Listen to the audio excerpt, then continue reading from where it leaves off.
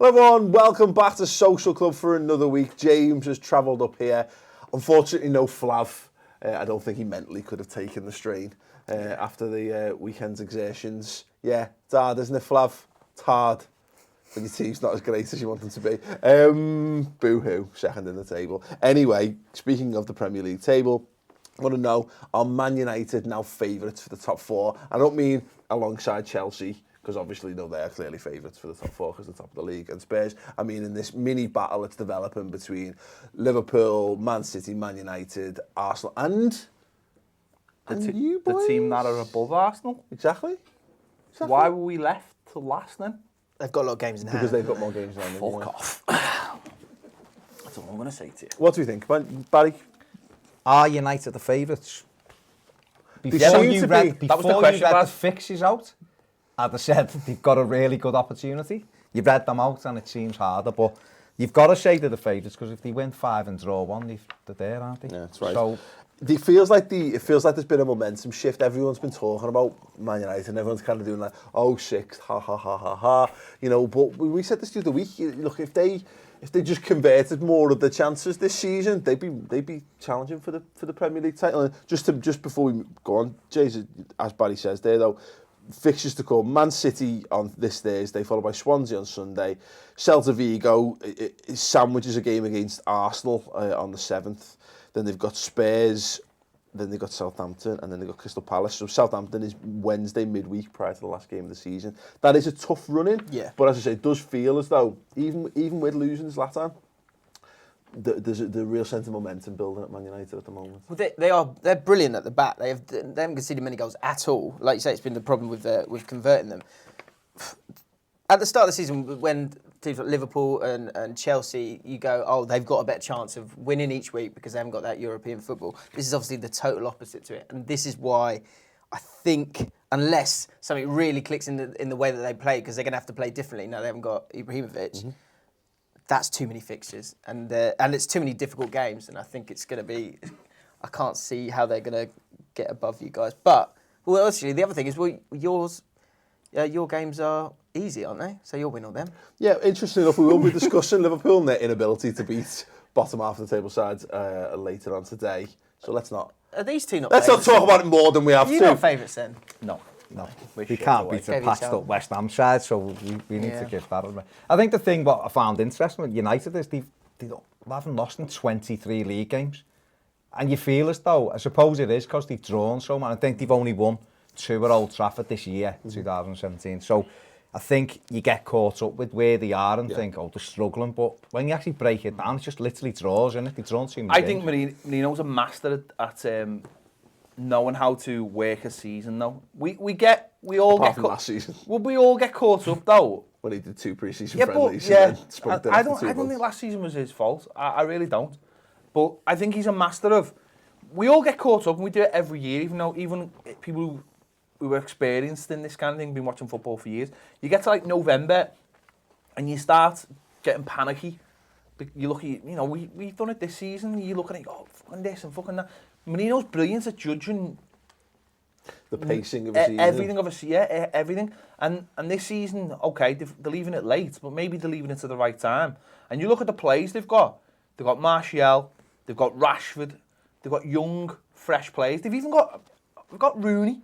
And whether people think he's finished or not, he's going to finish the last little period of the season fresh as anything. Yeah. Really good point. We've seen it a little bit with Phil Jagielka. You write him off, he hasn't played for months, and then he comes into the team and you go, fucking hell, it's like the old play, because he doesn't play every single week. And I think those fixtures are tough, but they'll roll into... It's whether they can keep the squad and don't get any more injuries. Yeah. That's the real point. The other thing about those fixtures is there any manager better at playing kind of one-off games than Mourinho? They've got Spurs who look brilliant. They were brilliant at the weekend against Chelsea, albeit Chelsea came on top. He's great at those big games. Yeah. Arsenal doesn't like Wenger anyway, so that'll be a master plan. And then obviously they've got a Manchester derby this week, and if he treats it as a one-off game, he'll just look to avoid defeat there and get out of there. And the point for me though is that Man City, Arsenal, and Spurs, they're going to win all 3 of them. They kind of need to be winning. If you told me that they were going, if you told me that they would have won all 3 games last week, though, I would have said no. And they did. They beat Chelsea, they beat Anderlecht, and they beat a tough Burnley side, at home certainly, quite convincingly. Like, there was no issues. They were never... As he said, they controlled the game. Burnley's not. No, Burnley but... are on the beach at this point, though, aren't they? Let's be honest. Have you seen where they are on the table? No, they They're need not another on the beach at all. I'm not saying it was a tough game. I'm just saying they controlled the game, and I think they have got fixture.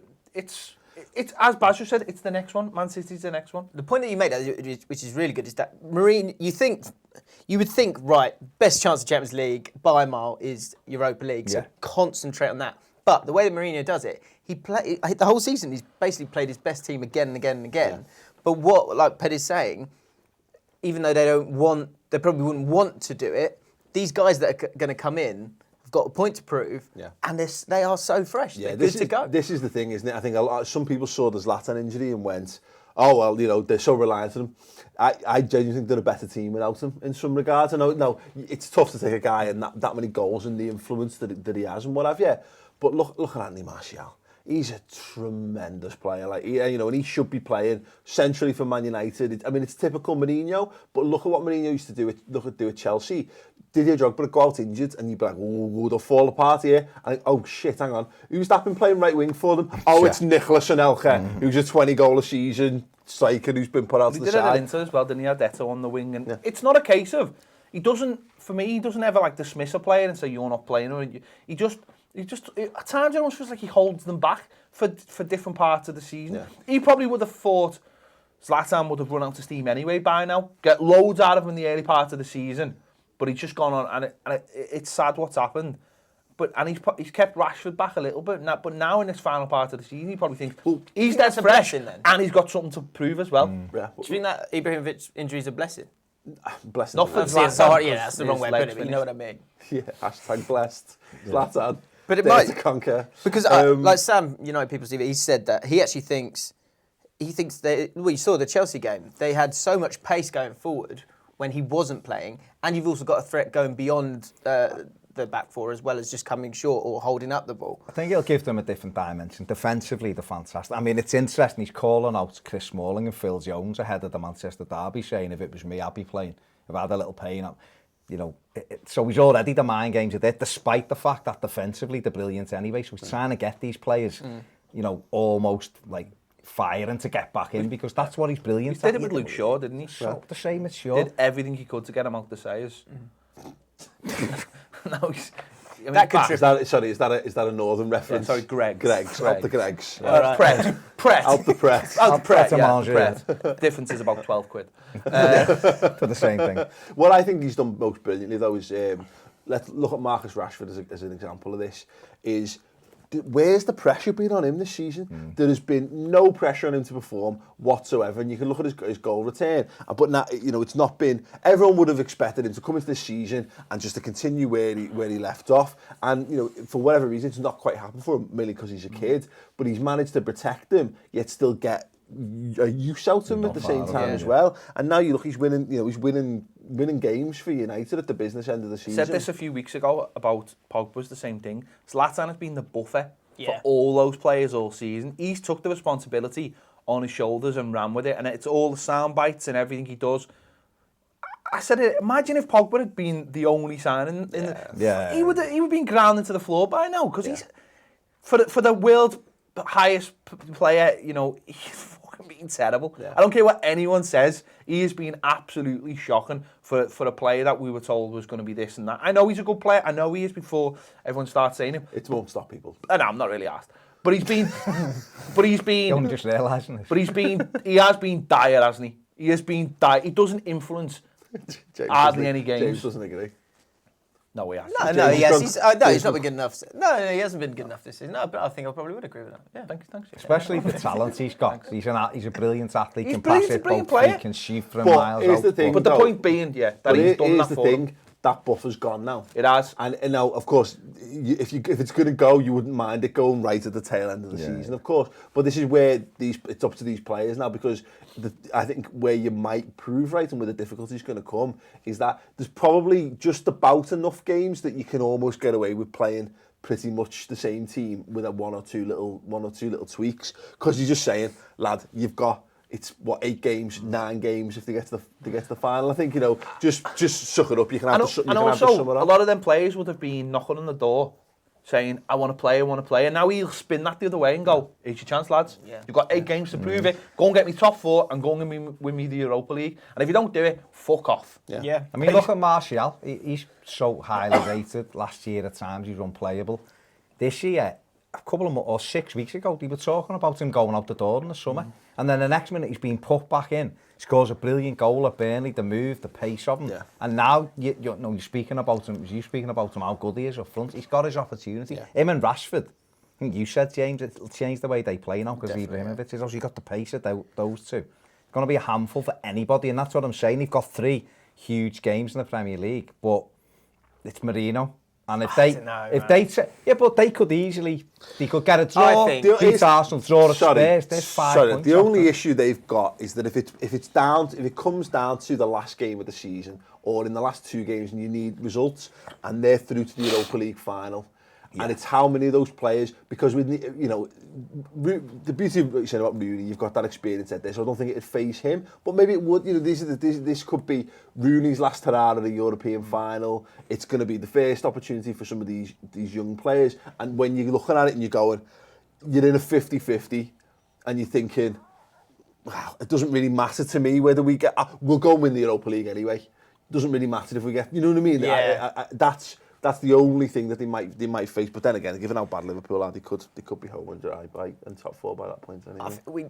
People did it at the start of the season. They said Ibrahimovic, he won't have that much of an effect. I think to doubt the effect that not having will have would be silly to do, because the biggest problem that Man United have the entire season is putting away chances, and he is good generally at putting away chances when it's under pressure, and when it gets to little points where you're, I don't know, it's 0-0 with 50 minutes to go against Swansea, I'd rather have him there. Yeah, he scores goals. That's what he's always done. And I think that's where that's why I think that it might be different. Come up big in the League Cup final for them, didn't he? When they needed well, it. Exactly.